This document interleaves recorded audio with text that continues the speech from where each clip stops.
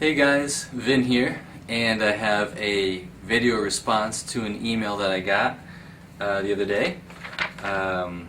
We actually recently did a survey, and this is something that we saw coming up a lot, so I felt it was important enough to address it in a video response. Okay, so I'll read the email here.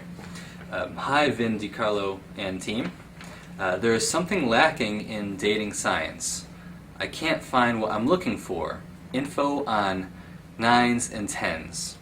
I've been going out for a year now, and after taking boot camp with another major company, whose instructor referred me to your book, The Attraction Code, ironically, and I can say with great sincerity that I can go home with a legitimate number or two from a 7 or 8 each night I go out.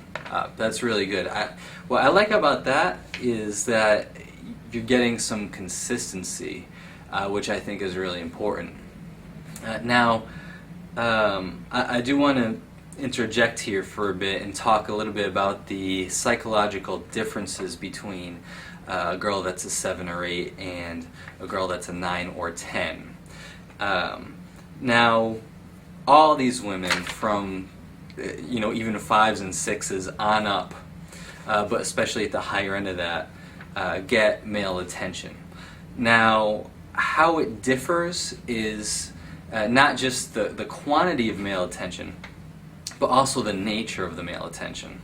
It's almost a sad fact that 9's and 10's have a different experience of life than other people, because when they meet guys, they're not meeting the real, genuine guys that they are, but most of the time they're meeting personas. So they're going to have this real jaded perception of men and men's behavior and their ability to connect with these men.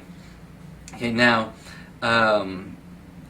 so while 7's and 8's will get a lot of attention, the nature of the attention that 9's and 10's are going to get is going to be a little bit different, because the average guy that hits on them is going to act like a complete fool because he's put into a different state because he's interacting with a 9 or a 10. Another difference is that the 9's and 10's are usually a target for the guys with the most game. So you have that factor as well. And just like 7's and 8's, sex and just guys in general are just very super available, just like water. They're just everywhere. And now I'm going to continue here. So he says, I'm a varsity athlete in college, run my own small business, and love to travel. That's great. And this stuff impresses many 7's that I meet. It's not that complicated. I have high value and go direct. However, okay, so I'm going to stop there again. So you would fit into the category of a guy with game that's hitting on 9 or 10.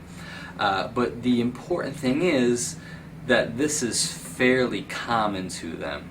It's something that they experience at least a couple times a day still, especially if she's in a big college or a big city like New York City or Chicago or Miami, LA. And so really, the key to getting the 9's and 10's is to stand out, and there's actually 3 ways that I've found to be really effective at standing out in a way that's going to attract the 9's and 10's. But before I get into that, I do want to say that there are some kind of baseline fundamentals that you need to have down before you can even get to that level. And those baseline fundamentals are going to make it so you can get the 7's and 8's, but above and beyond these baselines, you're going to need to stand out. Okay, so let me just finish this letter here. Okay. However, when I go direct or indirect with 9's and 10's, I can't seem to do much more than get surface attraction.